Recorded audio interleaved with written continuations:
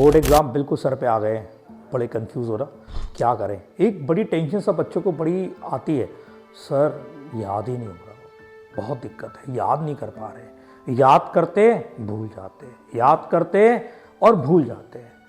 Trust me, ये problem जब मैं स्कूल में पढ़ता था तो ये प्रॉब्लम मेरे साथ भी थी। मैं अपने टाइम के अंदर स्कूल का टॉपर रहा हूँ। हर टॉपर भी जब पढ़ाई करता है तो उसको यही टेंशन रहती है कि उसे याद नहीं हो रहा। लेकिन बच्चों, जब एग्ज़ाम देने बैठोगे ना तो सब कुछ याद आ जाएगा। घबराओ मत, आप सिर्फ अपने अभ्यास पर, अपनी प्रैक्टिस पर फोकस करना स्टार्ट कर दो। लिख लिख के देखो, आपको लग रहा है कि आपको याद नहीं हो रहा, लेकिन यहां पर है ना सब कुछ छप रहा है, सब कुछ प्रिंट हो रहा है और वो एग्जाम में सब कुछ याद आ जाएगा।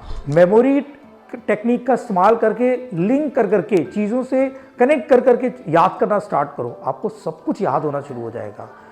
एक स्टोरी सुनाता हूं मैं आपको इसी बात के ऊपर कि एक वेदराज करके एक बच्चा एक आश्रम के अंदर अब शिक्षा ग्रहण करने के लिए गया। लेकिन क्या हुआ कि वेदराज पढ़ाई में कमज़ोर था।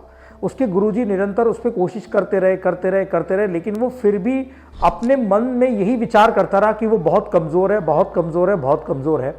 तो एग्ज़ाम में जब फाइनल एग्ज़ाम हुआ तो उस एग्ज़ाम के अंदर वो फेल हो गया।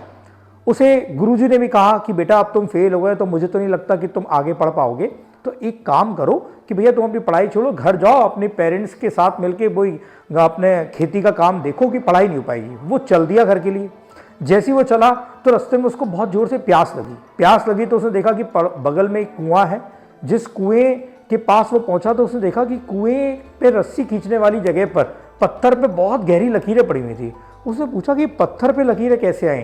तो वहाँ पर जो लेडीज़ पानी भर रही थी उन्होंने बताया कि निरंतर रस्सी खींचने से पत्थर के ऊपर निशान आ गया। तो उस वेदराज को समझ में आया कि जब निरंतर कोशिश करते रहने से एक पत्थर के ऊपर एक कोमल सी रस्सी अगर इतने गहरे निशान बना सकती है, उसको समझ में आया कि निरंतर अभ्यास करने से वो भी सफल हो सकता है। उसने इस बात को समझते हुए वापस वो अपने गुरुकुल में गया और गुरुकुल में जाकर उसने वापस से पढ़ाई स्टार्ट करी और वो आगे एग्जाम के अंदर पास होता चला गया।